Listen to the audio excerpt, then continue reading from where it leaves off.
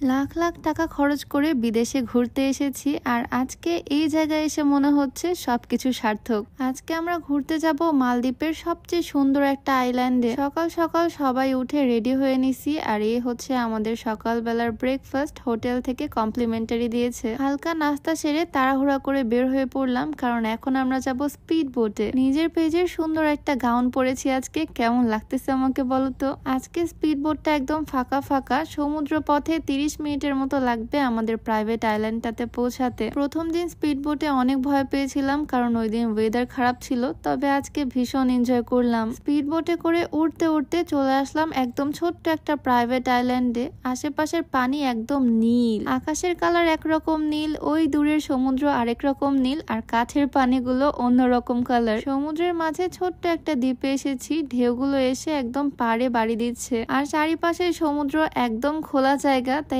এত পরিমাণে বাতাস আসতেছে মনে হচ্ছে আমি নিজেই উড়ে যাব। আমরা যে আইল্যান্ডটাতে আসলাম এইটার নাম হচ্ছে সানসিয়াম ওলহু ভ্যালি। এখানে এন্ট্রি ফি ছিল 65,000 টাকা, যেটা শুনে আমি একদম অবাক হয়ে গেছি। আসলে বিদেশে ঘুরতে আসলে কোন রকমের এস্টিমেট বাজেট নিয়ে আসা সম্ভব না, বাজেট সবসময় ওভার হয়েই যায়। আর এই মালদ্বীপ দেশটা অনেক বেশি এক্সপেন্সিভ। যাই হোক, ফাইনালি চেক ইন শেষে আমরা চলে আসলাম এই পুরো আইল্যান্ডটা ঘুরে বেড়ানোর জন্য। ছোট্ট ছোট্ট এই বাসগুলো পুরো আইল্যান্ডের মধ্যে চলে। এক জায়গা থেকে আরেক জায়গায় ট্রান্সপোর্টের জন্য এই বাসগুলো ইউজ করা হয়। সিস্টেমটা আমার কাছে খুবই ভালো লাগছে। এই ছোট্ট ছোট্ট বাসগুলো দিয়ে আইল্যান্ডের যে কোনো বিচে বা যে কোনো জায়গায় খুব ইজিলি মুভ করা যায়। আমাদের কাছে সন্ধ্যা পর্যন্ত টাইম আছে। সুন্দর করে পুরো আইল্যান্ডটা আমরা ঘুরে বেড়াবো। আইল্যান্ডে আসার পরে ফার্স্ট ইমপ্রেশনটা আমার খুবই ভালো ছিল, আর এখানে এসে তো মনে হচ্ছে আমি একদম উড়ে বেড়াচ্ছি। দুই পাশে সাগরের পানি, মাঝখানে কাঠের ব্রিজ, আর দেখো ওই পিছনে হচ্ছে ওয়াটার ভিলা। সবকিছু মিলিয়ে জায়গাটা এত সুন্দর, মাশাআল্লাহ। আর আমি আজকে যে সুন্দর গাউনটা পরেছি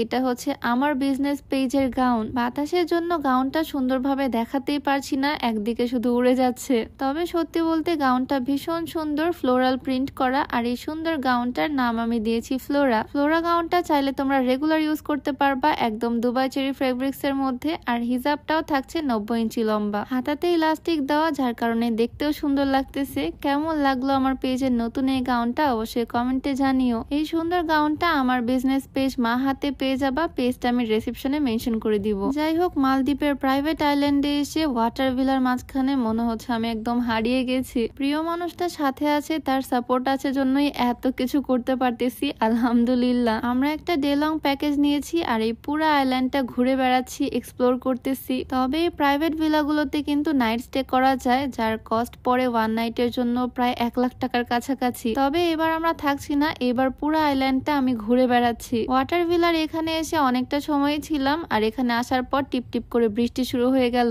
মালদ্বীপে আসার পর থেকেই কেন জানি না বৃষ্টি পাচ্ছি। বৃষ্টি আমাদের পিছই ছাড়তেছে না। বৃষ্টি কমলে আবারও আমরা ঘুরতে বের হব। আর রিসেন্ট আমি প্রায় ভিডিওতেই তোমাদেরকে এই স্লিমিং টিটা দেখাই। তোমরা অনেকে আমাকে জিজ্ঞেস করো এটা আমি কোথা থেকে নিয়েছি। এইটা তোমরা বিউটি বাই লিম পেজ থেকে পেয়ে যাবা। কোন রকমের সাইড এফেক্ট নাই, কারণ প্রাকৃতিক উপাদান দিয়ে তৈরি। এটা ওজন তো কমাবেই, সাথে গ্যাস্ট্রিকের সমস্যাও দূর করবে। পেজটা ডেসক্রিপশনে মেনশন করে দিব, আর নাম্বারটাও স্ক্রিনে দিয়ে দেওয়া থাকবে। এই টিপ টিপ বৃষ্টি আর কমতেছে না। আসলে মালদ্বীপে আসার পর থেকে যা বুঝতেছি, এখানকার ওয়েদার একদম গিরগিটির মতো পাল্টায়। ভালো ওয়েদার থাকতে থাকতে হঠাৎ করে মেঘ চলে আসে আর বৃষ্টি নেমে যায়। তবে এই বৃষ্টির মধ্যে ঘুরতেছি, সুন্দর জায়গা এক্সপ্লোর করছি, আর তোমাদেরকে দেখাচ্ছি। ছোট্ট এই ভিডিওটা কেমন লাগলো অবশ্যই কমেন্টে জানিও। দেখা হয়ে যাবে তোমাদের সাথে নতুন কোনো ভিডিওতে। সবাইকে আল্লাহ হাফেজ, আসসালামু আলাইকুম।